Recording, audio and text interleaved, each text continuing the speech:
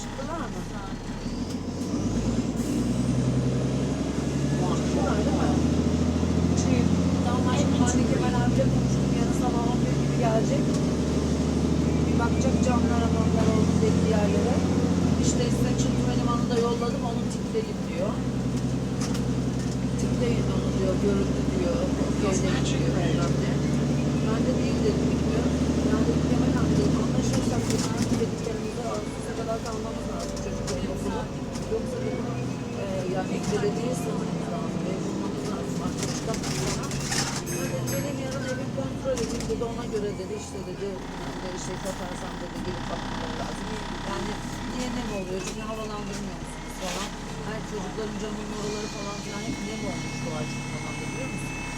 Onların temizlenmesi lazım. Sen de temizle. Düzenle. Çocukların üstüne açık açacağız diye yerleştirmesinler. Yani eve bakmak istiyor anladın mı? Tamam okey hadi doğaçlı da arar. Görüşürüz.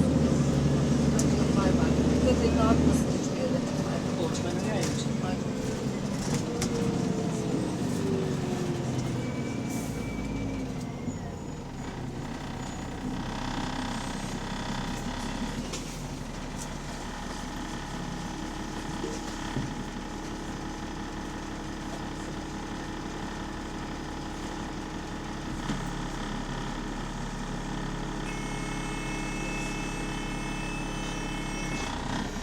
144 to Edmonton Green.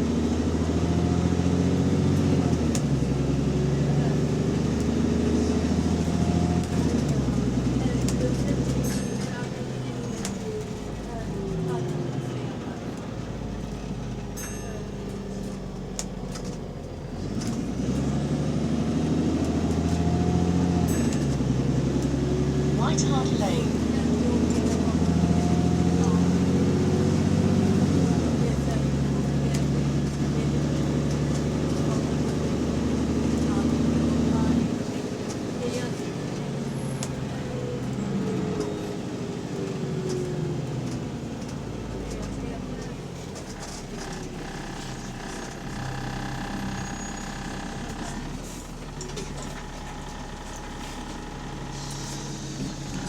That's right.